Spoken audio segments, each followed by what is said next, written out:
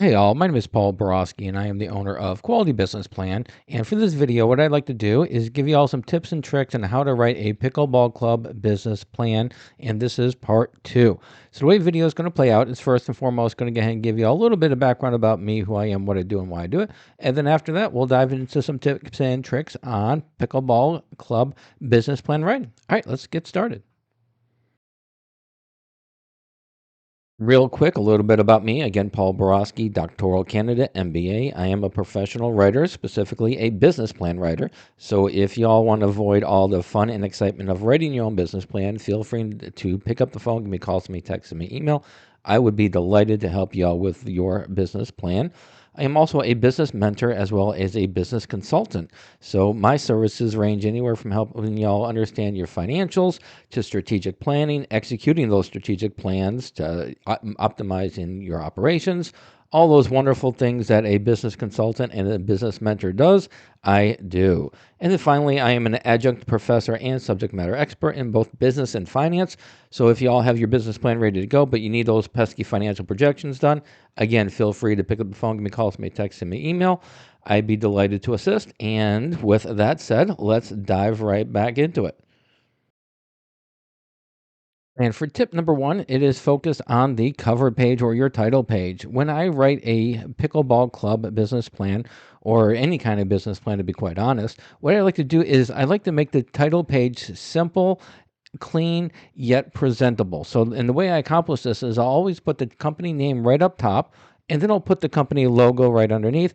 And then underneath that, I'll put business plan. Now, obviously, I'm going to put the company name there just to let the reader know that it is what the name of the company.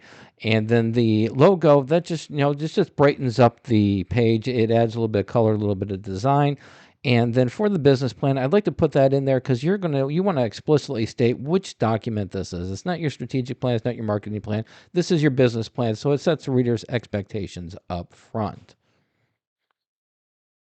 The second tip is focused on the executive summary. Let's be honest, most people that you give your business plan to, they're not going to read the whole thing.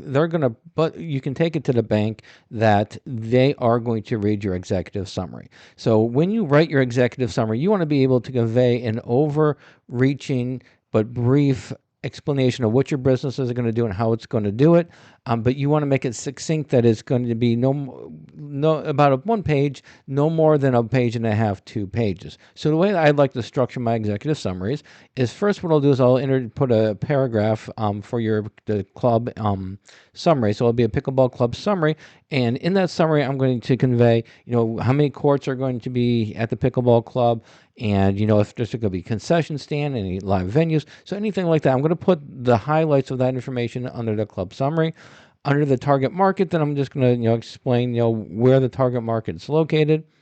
The third segment is going to be the financial highlights. You want to go ahead and convey, what your revenues are going to be, what your costs are going to be for the first year, and most importantly, after taxes, what are your net profits going to be?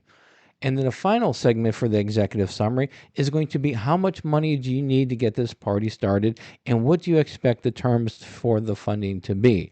So once you are able to convey that information succinctly and tell the story in that order, then you're going to have an increased chances of being able to convey your business and just show that you've got an understanding of it and all that good stuff like that. And for the final tip is your SWOT analysis, your strengths, your weaknesses, your opportunities, and threats. So this segment's important because you want to be able to show the reader that you've got a broad understanding of your internal and your external environments. Also, you want to be able to show it in a succinct manner. People love pictures, and if you're able to show your SWOT analysis in a pictorial form with bullet points, then you're going to be able to convey your information in a nice, clean, and succinct manner. So the way I like to structure my SWOT analysis is I'll put my strength and weakness up top, and then my opportunities and threats underneath. For your strengths and weaknesses, make sure to focus on the internal aspects of your organization. What are the internal strengths of your company? What are your internal weaknesses?